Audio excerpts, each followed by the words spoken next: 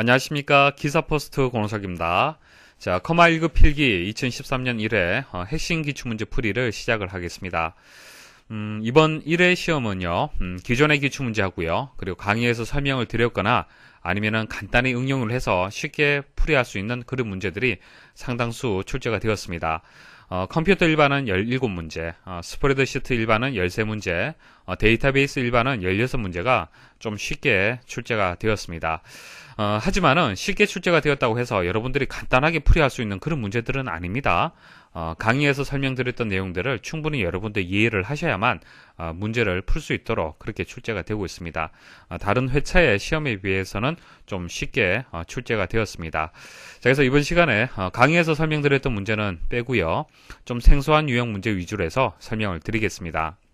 자, 컴퓨터 일반 과목에 대한 문제 설명을 드리겠습니다.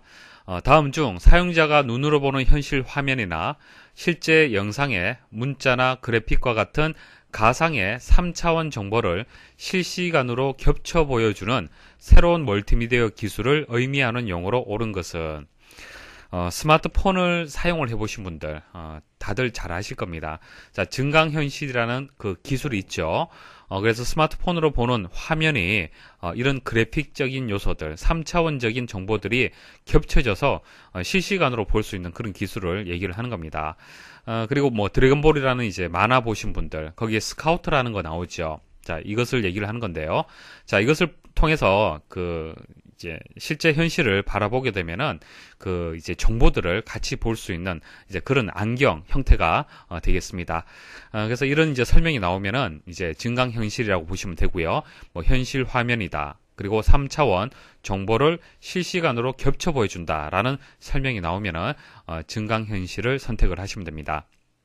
다음 중 디지털 이미지, 오디오, 비디오 등의 파일에 저작권 정보를 식별할 수 있도록 삽입된 특정한 비트 패턴을 의미하는 것은 자, 디지털 워터마크를 얘기를 하는 건데요. 여기서 디지털 파일이라고 얘기를 했잖아요. 그죠? 그래서 디지털 워터마크가 되는데 워터마크에 대한 기본적인 개념 말씀을 드리겠습니다. 우리가 사용하고 있는 지폐에 보면요. 불법 복제를 할 수 없도록 그것을 복제 방지하는 기술이 적용이 되어 있습니다. 당연히 지폐는요. 뭐 간단한 카피를 통해서 그대로 복제해서는 절대로 안 되겠죠. 자, 거기에 워터마크 기술이 적용이 되어 있습니다. 자, 그게 워터마크의 이제 개념이 되는 거고요. 거기에다가 이제 디지털이라는 이제 그 용어가 이제 추가가 되었는데요. 자, 디지털 콘텐츠에 특정한 코드나 유형 등을 삽입하는 기술을 얘기를 하는 겁니다. 간단하게 말씀을 드리면은 여러분들 인터넷상에서 어떤 이미지가 있으면은 이미지 배경에 희미하게 어떤 로고 같은 것을 표시한 그런 경우 있습니다. 그죠? 그런 게 워터마크의 이제 개념이 되는 겁니다. 결과적으로 소유권자의 이제 소유권과 저작권을 이제 보호하기 위한 그런 기술이다. 그렇게 보시면 됩니다. 스프레드시트 일반 문제 설명드리겠습니다. 자, 다음 중 시나리오에 대한 설명으로 옳지 않은 것은 이런 것들은 각각을 암기하기보다도 시나리오를 기능을 직접 여러분들이 한번 그 기능을 한번 수행을 해보셔야 돼요. 그죠? 그래야만 개념을 알 수가 있는 겁니다. 문제는 얼마든지 응용을 해서 나올 수가 있는 거예요. 그죠?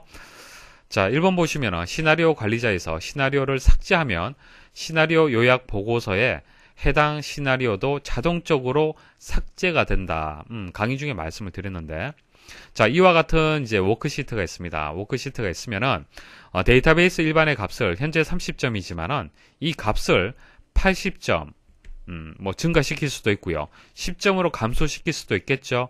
그때의 평균 값이 어떻게 바뀌느냐라는 것이 시나리오를 사용하는 이유가 되는 겁니다. 그래서 물론 평균을 구하는 이 53이라는 이 결과가 그냥 수치로 해서 이렇게 입력되어서는 안 되겠죠.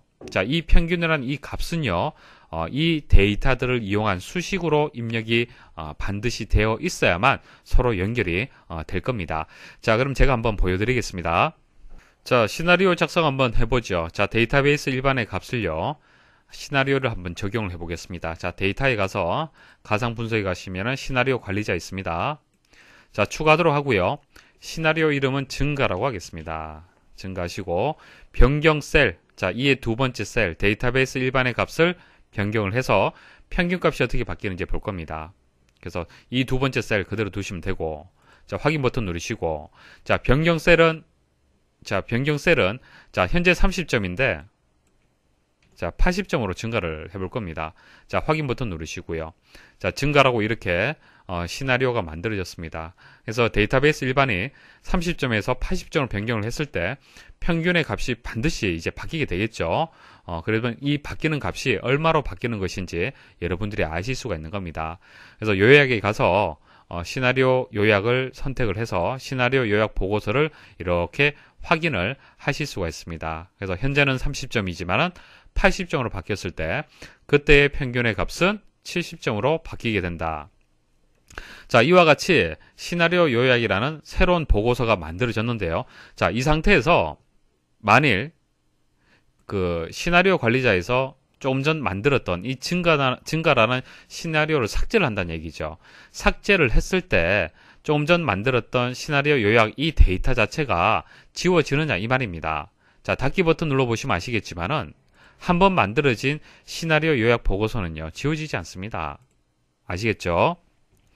그래서 1번에 대한 설명이 틀렸네요. 시나리오 관리자에서 시나리오를 삭제하면 시나리오 요약 보고서에 해당 시나리오도 자동적으로 삭제가 된다. 삭제되지 않습니다. 자, 2번 특정 셀의 변경에 따라 연결된 결과 셀의 값이 자동으로 변경되어 결과값을 예측할 수 있다. 시나리오에 대한 정의가 되겠죠. 자, 3번 여러 시나리오를 비교하기 위해 시나리오 픽업 테이블로 요약할 수 있다. 요약 가능합니다. 보여드릴게요. 자, 지금 현재 증가라는 시나리오 하나 있는데요. 자, 추가를 하겠습니다. 감소라고 하나 만들어 볼게요. 자, 확인 버튼 누르시고, 자, 10점. 자, 확인 눌러 보겠습니다. 자, 두 개의 시나리오가 만들어졌습니다. 자, 요약 버튼 누르시고요. 시나리오 픽업 테이블 보고서를 선택을 하겠습니다. 그리고 확인 버튼 누르겠습니다. 자, 누르시면은 이렇게 이제 픽업 테이블 형태로 해서 만들어집니다. 그래서 감소하고 증가가 되었을 때 값이 어떻게 바뀌는지 간단하게 표시가 되죠. 자, 그래서 3번에 대한 설명은 맞습니다. 4번 변경 셀과 결과 셀의 이름을 지정한 후 시나리오 요약 보고서를 작성하면 결과에 셀 주소 대신 지정한 이름이 표시가 된다. 보여드릴게요. 자, 셀에 그 이름을 지정하지 않으면요, 변경 셀 그리고 결과 셀에 이렇게 셀 주소가 이렇게 표시가 됩니다. 여기에다가 이름이 표시가 될 수 있도록 한번 해볼게요. 자, 이에 두 번째 셀에 데이터베이스라고 이름을 정의를 했고요. 자, F 두 번째 평균이라고 이름을 정의를 했습니다. 이렇게 이름을 정의를 하고요. 시나리오 관리자를 한번 만들어 보겠습니다. 자, 요약에 가서 시나리오 요약 보고서를 이렇게 확인 버튼 눌러서 만드시면요. 자, 보시는 것과 같이 여기에 변경 셀에 데이터베이스 그리고 결과 셀에 평균이라고 셀 주소가 아니고요. 이름이 정의가 됩니다. 자, 그래서 4번도 맞는 설명이죠. 셀 주소 대신 지정한 이름이 표시가 된다. 자, 그림으로 다시 정리를 해드리면은 시나리오 요약 보고서를 만들게 되면 이렇게 기본적으로 만들어지죠. 변경 셀이라든지 결과 셀이 셀 주소가 이렇게 표시가 되는데 이름을 정의하게 되면 이렇게 표시가 되고요. 그리고 픽업 테이블 보고서 형태로 만들게 되면은 감소하고 증가를 서로 비교할 수 있도록 이렇게 만들어지는 겁니다. 다음 중 항목의 구성비를 표현하는 데 적합한 차트인 원형 차트 및 도넛형 차트에 대한 설명으로 옳지 않은 것은 원형 같은 경우에는 자, 왼쪽에 이렇게 성적표가 나와 있잖아요. 자, 국어, 영어, 수학이라고 이렇게 계열이 있는데요. 이것을 그저 원형 차트로 만들게 되면은 한 개의 데이터 계열밖에 표시할 수 없습니다. 자, 보시면 아시겠지만은 국어에 대한 각각의 학생에 대한 구성비를 표현할 수가 있어요. 그래서 이것을 보완하는 방법이 이제 도넛형으로 해서 만드시면 됩니다. 그럼 각각에 대해서 이렇게 이제 여러 개의 데이터 계열들을 표시를 할 수가 있죠. 그래서 원형의 한계점, 단점을 보완한 것이 도넛형 차트가 되겠습니다.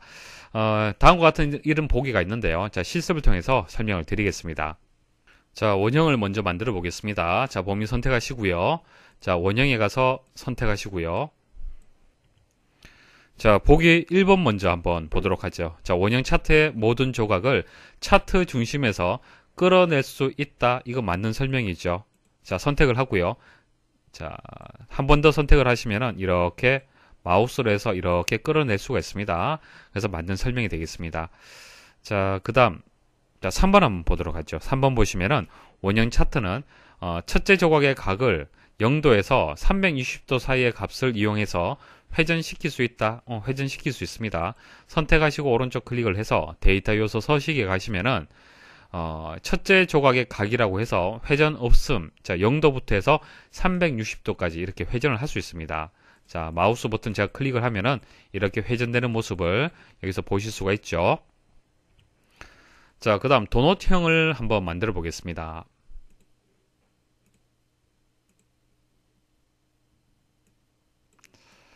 자, 이렇게 만들고요. 자, 원형 차트는 금방 제가 보여드렸다시피 0도에서 360도 사이에 이제 각을 줄 수가 있죠. 회전시킬 수 있습니다.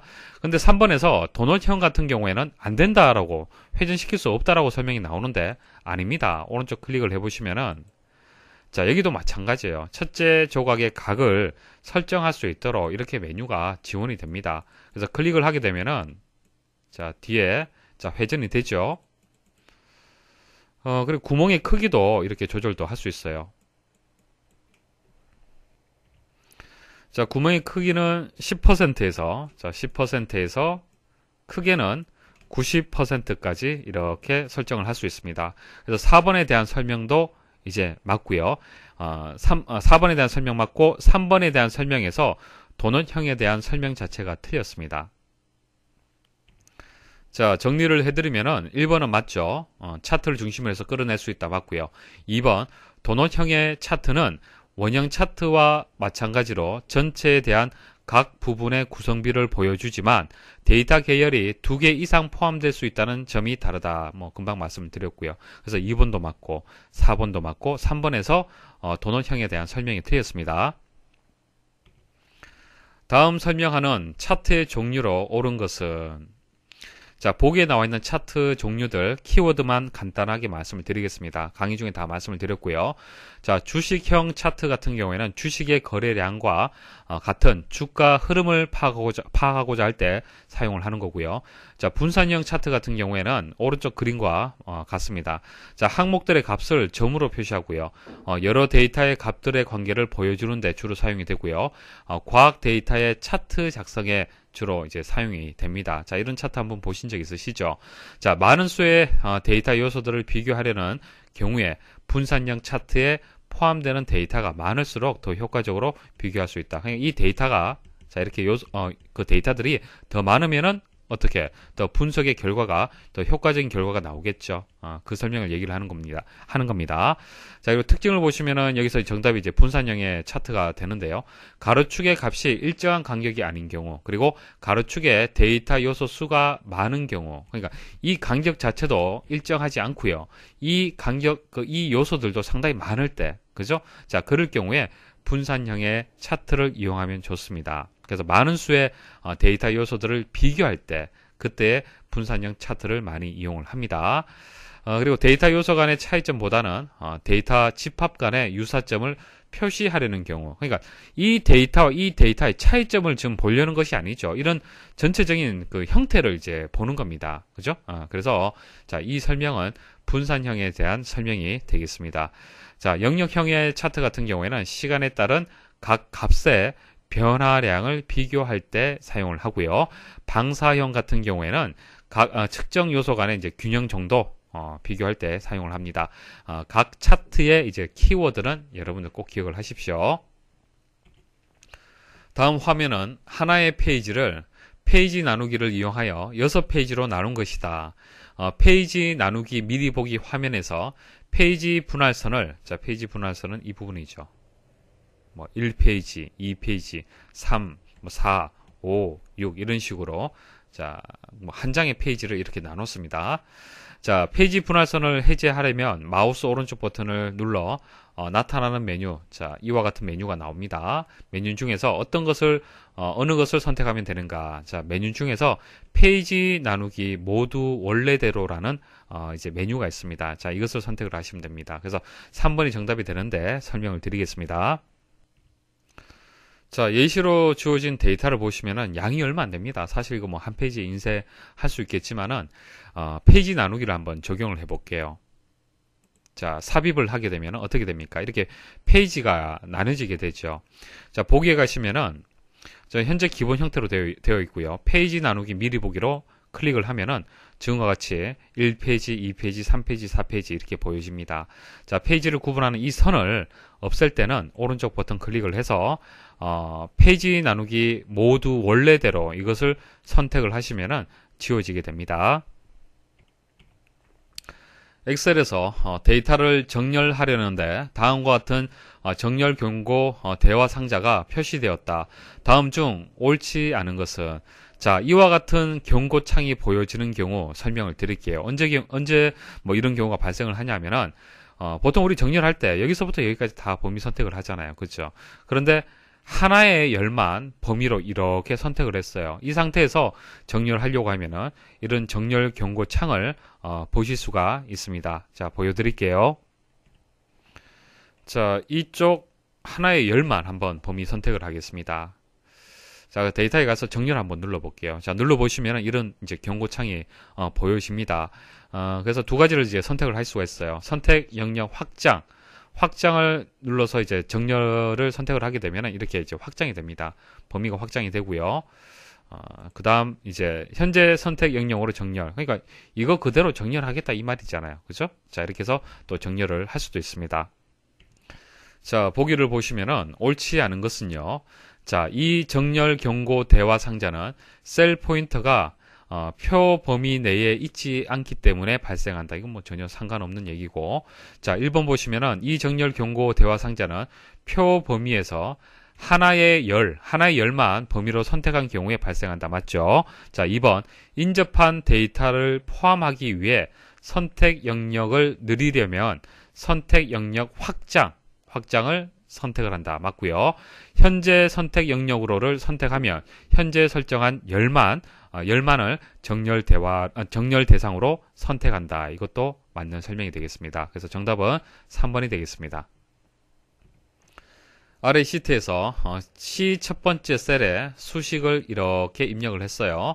자, 이렇게 입력할 경우에 발생하는 오류에 대한 설명으로 옳은 것은, 자, 보시면은 수식이 정확하지가 않네요. 보세요. C 번째가 여기고 C의 첫 번째는 이 영역을 지금 얘기를 하는 겁니다. 이 셀에다가 이렇게 수식을 입력했다는 얘기인데, 자, 보세요. 자, C의 첫 번째 값을 구하는데, 자, 이 C의 첫 번째 값의 수식에 보면은 C의 첫 번째 셀의 값이 또 포함이 되어 있습니다. 자, 그럼 이게 어떻게 되냐면은 순환 참조가 이루어지는 거예요. 그래서 순환 참조 경고창이 보여집니다. 자, 수식을 입력을 해보겠습니다. 자, 더하기. 자, 그리고 C의 첫 번째까지, 그리고 엔터 입력을 해보겠습니다. 자, 엔터 입력을 하면은 순환 참조 경고 창이 보여집니다. 뭐 당연히 보여질 수밖에 없겠죠. A의 첫 번째와 B의 첫 번째는 값이 있잖아요. 그죠? 참조할 수 있는 셀이 분명히 있는데, C의 첫 번째는 현재 구하려는 셀의 값이지 참조할 수 있는 값은 아닙니다. 그래서 이런 오류가 메시지가 보여지는 겁니다. 아래 시트에서 윤정희의 근속연을 2012년을 기준으로 구하고자 한다. 다음 중 이 11번째 셀에 입력할 수식으로 옳은 것은, 자, 이 11번째는 여기 있습니다. 자, 윤정희라는 값은 여기에 입력이 되어 있네요. 이름은 여기에 입력이 되어 있습니다. 그래서 결과적으로 여기서 이름을 찾아서, 윤정희를 찾아서 일단 근속연을 구하려면은 입사일을 일단 알아야 됩니다. 그죠? 여기서 2001년이 되겠네요. 자, 2001년이라는 것을 찾아야 돼요. 그쵸? 자, 이것을 찾아야만 2012년에서 뺄셈을 하게 되면은 이제 11년이 되겠네요. 그죠? 근속 연수가 11이라는 값을 구할 수가 있는 겁니다. 그래서 2012년에다가 빼기 형태로 해서 이렇게 수식이 입력된 것을 선택을 하셔야 돼요. 더하시면 안 되죠. 이거 더하면 더 늘어나잖아요. 그죠? 뭐 2012년에서 더 플러스가 되는 건데, 근속연은 실제 뭐 연속으로 일한 그 연도수를 구하기 때문에 일단 1번하고 3번은 일단 답이 될 수가 없습니다. 빼기 형태로 되어 있어야 되고요. 그럼 H 룩업이냐, V 룩업이냐 이것을 선택을 해야 되는데, 자, 수식을 한번 추적을 해 볼게요. 보세요. 일단 뭐 vlookup 되었던 hlookup 되었던 자, 검색 값 일단 먼저 들어가 줘야겠죠. 검색 값은 C의 11번째가 되는 겁니다. 윤정이를 찾는 거죠. 자, 윤정이를 찾는데 어디서 찾아야겠습니까? 일단 범위는 2의 세 번째부터 자, 2의 10번째까지입니다. 자, 이 범위에서 찾는 거예요. 그죠? 여기까지는 다 똑같아요. 다 똑같습니다. 자, 그런데 그 다음에 들어오는 이 2라는 값의 의미가 vlookup이냐 hlookup이냐에 따라서 틀립니다. vlookup은 범위의 첫 번째 열, 범위가 여기서부터 여기까지잖아요. 그죠? 첫 번째 열에서 찾는 거잖아요. 그죠? vlookup은. 근데 hlookup은 첫 번째 행에서 찾는 거지 않습니까? 우리가 원하는 것은 첫 번째 열에서 윤정이란 값을 찾아야 되는 거잖아요. 그쵸? 그래서 vlookup을 사용을 하셔야 되는 겁니다. 자, 그래서 vlookup을 사용한 4번이 이제 정답이 되겠습니다. 다음 중 폼에서 Alt T키를 눌렀을 때 폼에 삽입된 단축 컨트롤을 클릭했을 때와 동일하게 동작하도록 설정하는 방법은 자, 폼에 단추를 하나 이렇게 만들었습니다. 명령 단추를 하나 만들었는데 자, 이 컨트롤을 클릭을 했을 때하고 동일하게 이제 단축키를 한마디로 단축키가 되겠죠. 단축키를 만드는 방법을 지금 얘기를 하는 겁니다. 자, 클릭을 했을 때 보통 마우스를 이용해서 클릭을 해야 되는데 마우스를 이용하지 않고 단축키를 이용하는 경우 자, 어떻게 하냐면은 자, 캡션은 이제 단추에서 보여지는 이름이 되겠죠. 지금 현재 단추라고 이름이 정해져 있는데요. 캡션의 값이 이제 단추가 되는 겁니다. 자, 이 캡션 뒤에다가 ampersand해서 t를 입력을 해주시면 돼요. 이렇게 t라고 입력을 하게 되면은 보시는 것과 같이 자, 캡션에 원래 입력되어 있는 단추하고요. 뒤에 t하고 언더바가 이렇게 생깁니다. 자, 그 말은 Alt키를 누르면은 똑같이 클릭과 동일한 동작을 한다. 자, 그런 뜻이 되는 겁니다. 그래서 캡션에다가 자, 캡션에 정의된 이름에다가 뒤에 %t라고 입력을 하시면 돼요. 그래서 이번에 캡션 속성에 %t라는 글자를 포함시킨다라는 설명이 맞습니다. 다음 중 보고서 작성 시 레코드 정렬에 대한 설명으로 옳은 것은 자, 보고서에서 정렬을 할 때 자, 이와 같이 그룹 정렬 및 요약이라는 창을 보실 수가 있죠. 볼 수가 있는데 한번 보도록 하겠습니다. 1번에 보시면은 보고서에서 필드나 식을 기준으로 7개까지 정렬할 수 있다. 7개라는 이 수치가 틀렸습니다. 10개가 맞습니다. 그래서 1번은 설명이 틀렸고요. 2번 특정 필드를 기준으로 오름차순 또는 내림차순 정렬할 수 있다. 선택할 수 있잖아요. 그죠? 맞는 설명이 되고요. 3번 정렬할 필드나 식을 선택하면 기본적으로 내림차순 설정된다. 아닙니다. 기본적으로는 오름차순으로 설정이 됩니다. 자, 4번 그룹에 대해서는 머리글이나 바닥글을 표시할 수 없다라고 했는데 아니죠. 머리글 구역을 설정할 수도 있고 바닥글 이제 구역을 또 설정을 할 수 있습니다. 그래서 여기서는 2번이 정답이 되겠습니다. 다음과 같은 회비 납부 테이블을 이용하여 월별로 납부 금액의 합계를 계산하는 SQL문으로 옳은 것은 자, 여기 보시면 납부 1 회원 번호, 납부 금액이 있습니다. 자, 문제에서 요구하는 것은 월별로 해서 납부 금액의 합계를 구하라 그랬습니다. 그래서 1월, 자, 2월 이렇게 나뉘게 되겠네요. 자, 여기서부터 여기까지가 이제 납부 금액이 있는데 이 합계를 구할 수 있어야 되고요. 그리고 2월에 대한 또 합계, 납부 금액의 합계를 또 구할 수가 있어야 됩니다. 그래서 그룹이라는 개념이 들어갑니다. 그래서 그룹 바이절이 들어가줘야 돼요. 근데 1번에 보시면요. 그룹 바이절이 들어가긴 들어갔는데 납부 1을 그대로 이용을 했네요. 납부 1 필드를 그대로 이용을 했는데 자, 납부 1 필드를 보시면은 연, 월, 일로 구성이 되어 있습니다. 여기서 필요한 것은 월만 추출을 해줘야 돼요. 그렇죠? 그래서 납부 1로 하시면 안 되고 먼스가 붙어야 됩니다. 먼스 함수를 이용을 해서 월을 추출을 해줘야 됩니다. 그래서 1번은 설명이 틀렸습니다. 자, 그리고 또 하나 3번하고 4번이 또 틀렸는데요. 보세요. 플럼 다음에 그룹 바이 들어가고요. 웨얼절이 들어갔습니다. 이거 안 됩니다. 그러니까 순서가 select, 플럼, where 이게 기본이죠. 그 다음 그룹 바이 이렇게 들어가줘야 됩니다. 그래서 순서가 바뀌었습니다. 그래서 3번이 틀렸고요. 자, 이것도 틀렸습니다.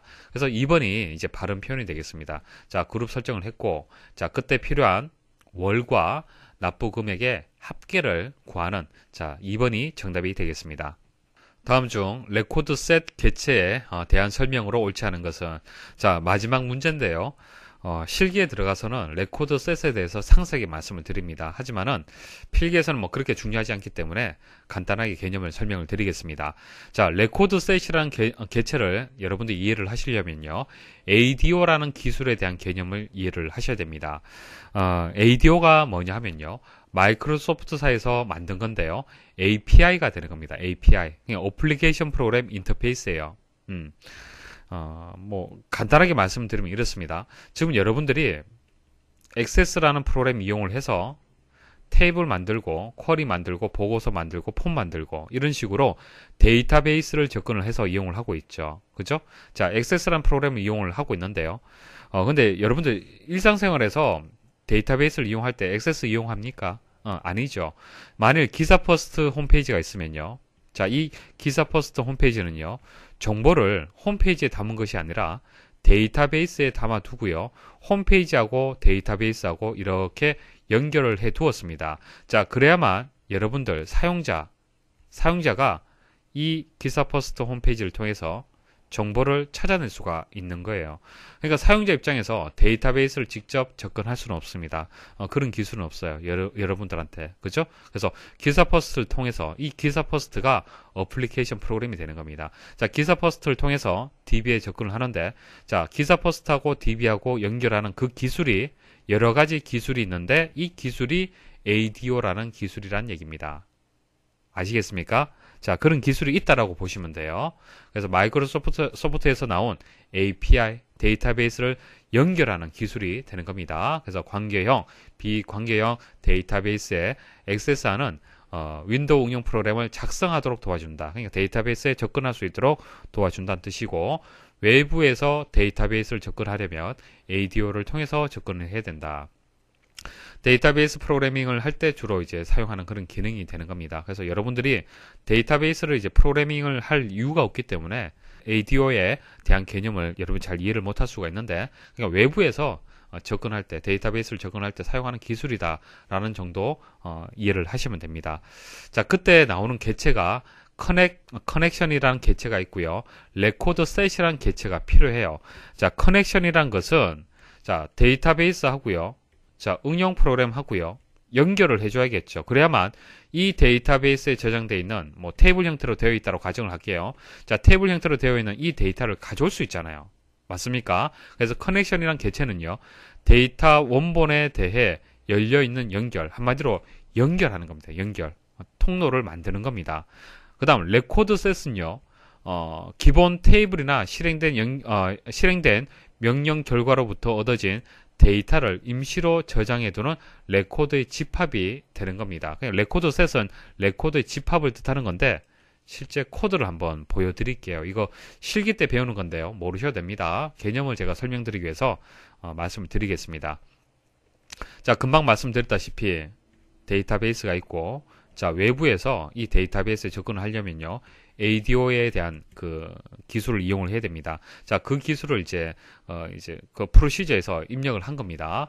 그래서 여기 보시면은 ADODB를 이제 연결을 하는데 레코드 셋이라는 것을 변수로 해서 dim해서 변수로 해서 RS라고 선을 했습니다. 여기서 RS는 레코드 셋의 앞글자를 따와서 이제 변수 이름을 정했습니다. 그래서 여기서 이제 변수를 선을 했어요. 레코드 셋이라는 변수를 선을 하고 그다음 셋을 이용을 해서 할당을 했습니다. 할당을 하고 그다음 여기 보시면은 커넥션이라고 해서 이제 데이터베이스를 연결을 했는데요. 이게 무슨 얘기냐면은 자, 데이터베이스에 일단 연결을 한 거예요. 연결을 하고요. 그 다음, 연결을 해서 가져오잖아요. 그죠? 여기 아래쪽에 보시면은, 셀렉트문을 이용을 해서 조건에 맞는 그때의 이제 필드의 값들, 레코드의 값들을 가지고 와야 됩니다. 그럼 그 가져온 값을 저장할 수 있는 변수라는 공간이 필요합니다.